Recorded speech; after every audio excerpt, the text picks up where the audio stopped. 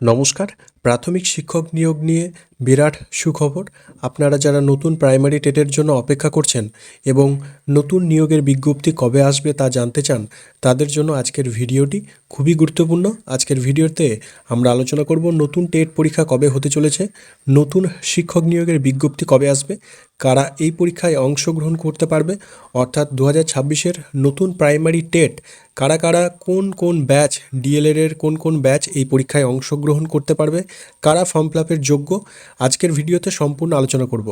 সবচেয়ে বড় আপডেট হলো আগামী সেপ্টেম্বর থেকে অক্টোবর মাস নাগাদ নতুন প্রাইমারি টেট আয়োজিত হবার সম্ভাবনা রয়েছে। শুধু তাই নয়, এই টেটের রেজাল্ট প্রকাশের পর আগামী 2027-এ জানুয়ারির মাসে কিন্তু নতুন প্রাইমারি শিক্ষকের নিয়োগের একটা বড় শূন্যপদ এবং ইন্টারভিউয়ের মাধ্যমে নিয়োগের প্রবল সম্ভাবনা রয়েছে। নতুন সরকার গঠিত হবার পর প্রতি বছর নিয়োগের যে প্রতিশ্রুতি দেওয়া হয়েছিল, সেই লক্ষ্যেই এই প্রক্রিয়া খুব দ্রুততার সঙ্গে শুরু হতে পারে। কারা আবেদন করতে পারবেন? 2026-এর টেট পরীক্ষা, 2026-এর যে প্রাইমারি টেট পরীক্ষা, এই টেট পরীক্ষায় নতুন কারা কারা সুযোগ পাবেন? 2023-2025 ডিএলএড ব্যাচের প্রার্থী যারা বর্তমান নিয়োগের সুযোগ পাননি, তারা এখানে অংশ নিতে পারবেন।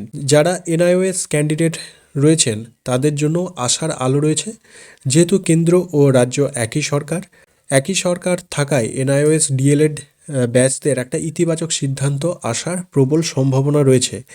এবং যারা সিটেট পাস করে আছেন তারাও আশা রাখতে পারেন, যদিও এ ব্যাপারে কিন্তু এখনও চূড়ান্ত সিদ্ধান্ত নেওয়া হয়নি।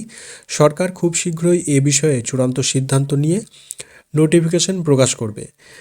মনে রাখবেন, আগামী নিয়োগের যে টেটের গুরুত্ব অনেকটাই বাড়তে চলেছে। যেখানে আগের টেটের গুরুত্ব ছিল 5 নম্বর, তা বেড়ে 25 নম্বর পর্যন্ত হতে পারে।